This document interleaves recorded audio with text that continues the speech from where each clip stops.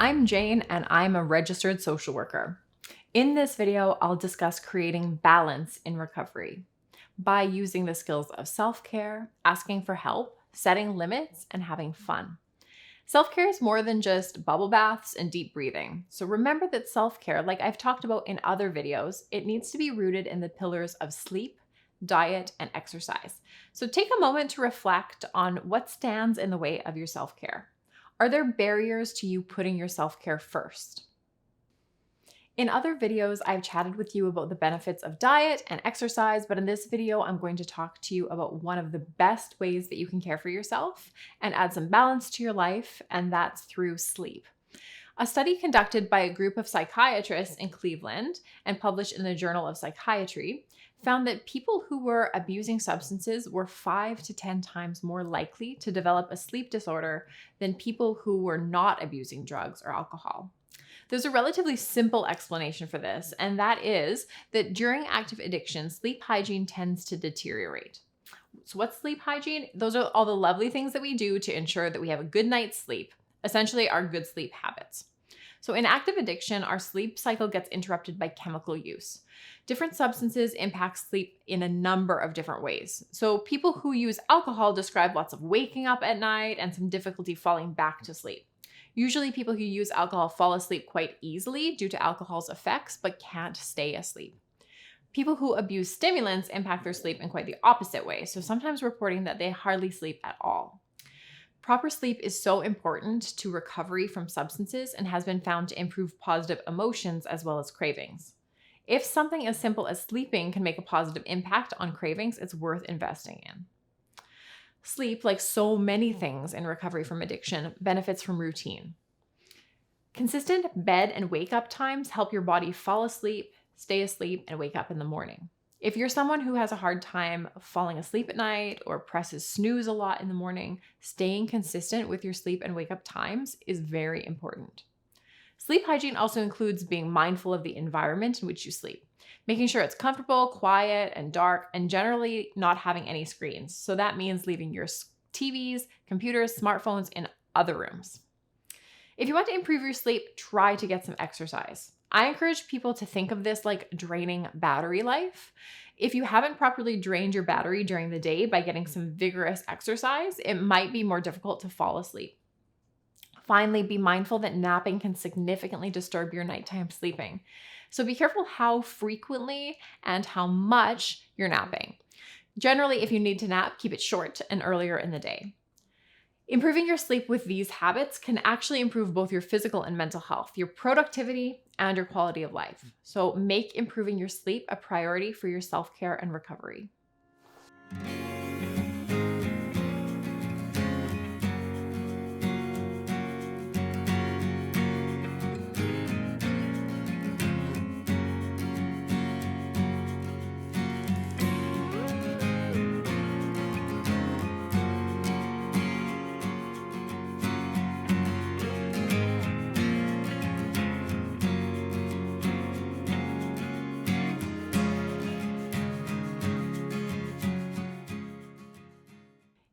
Balancing responsibility and reality. In active addiction, oftentimes people feel a desire to run from reality.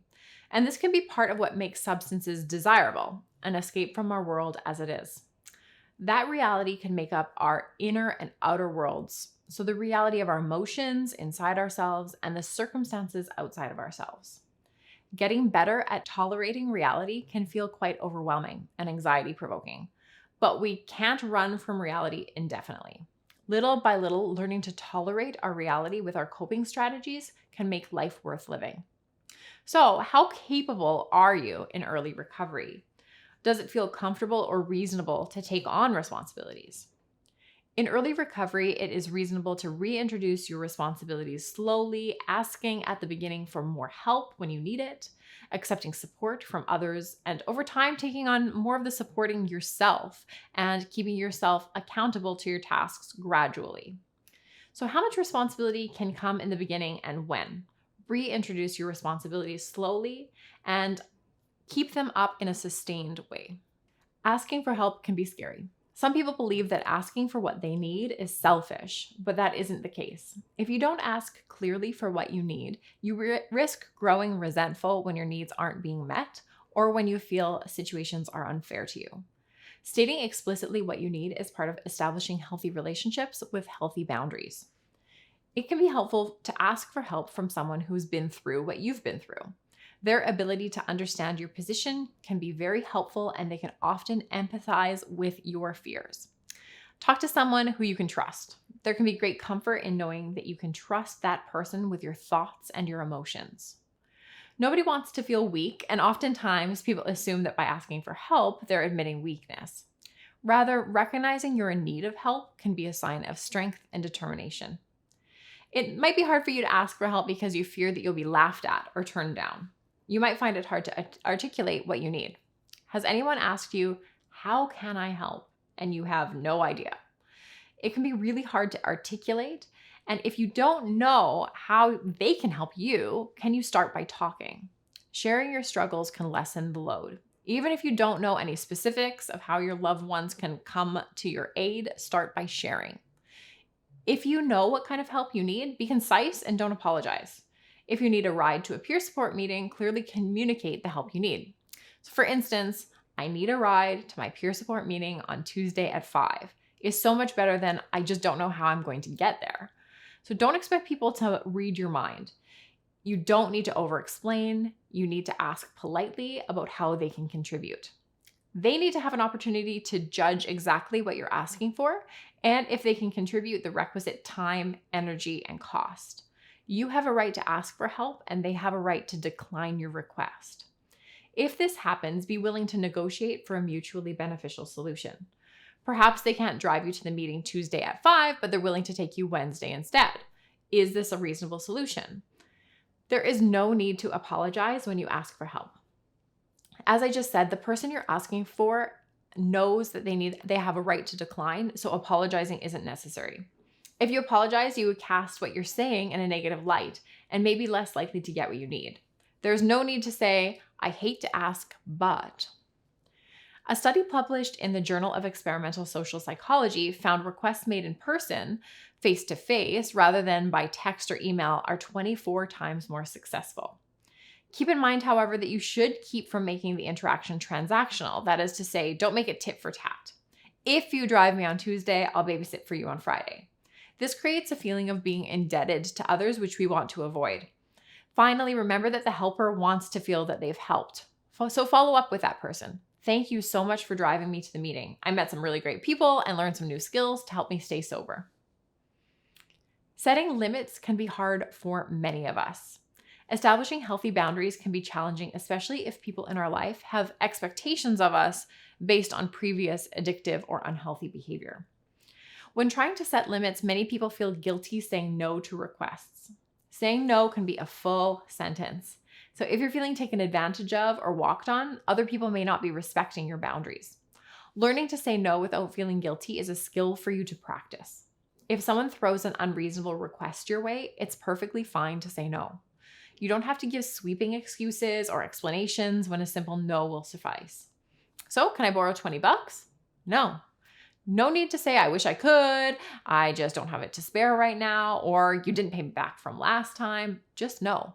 Practice the broken record technique of just repeating yourself if the requests go on and on.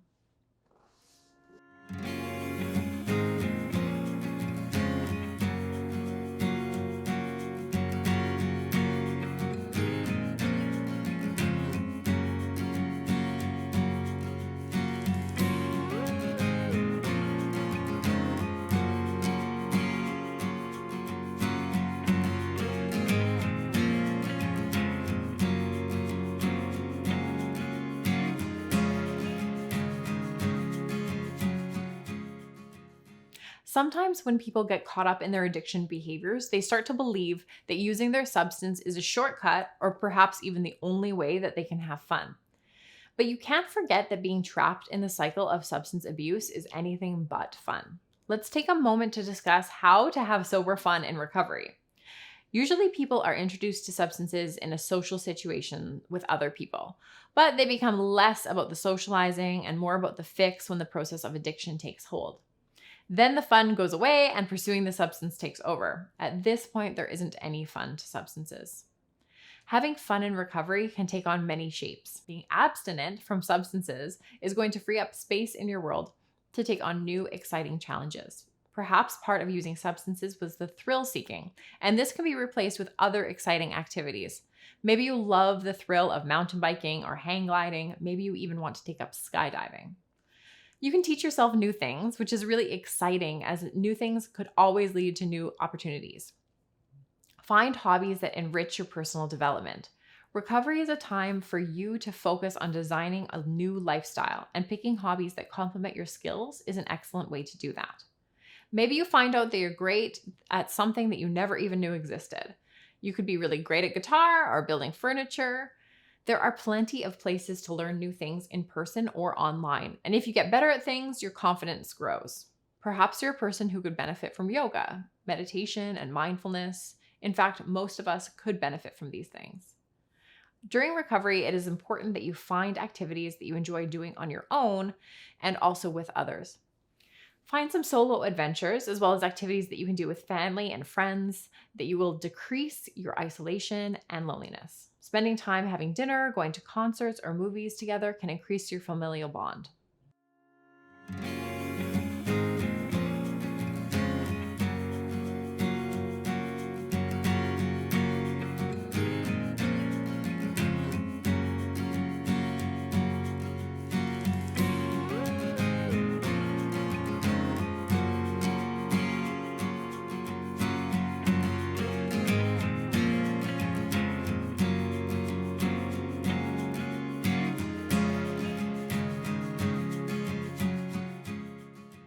Having sober fun can look like being of service or helping others.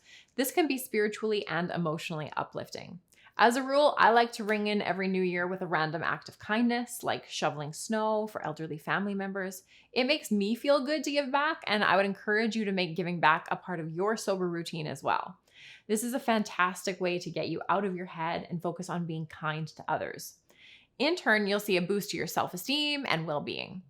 These things don't have to be big. You can just do something like setting up or taking down chairs at a meeting, or just talk to other people in the group about their lives. We tend to be internally focused, so move towards external focus on others. But be careful not to become over-involved in solving other people's problems rather than facing your own. Keep it simple by offering small but manageable acts of service.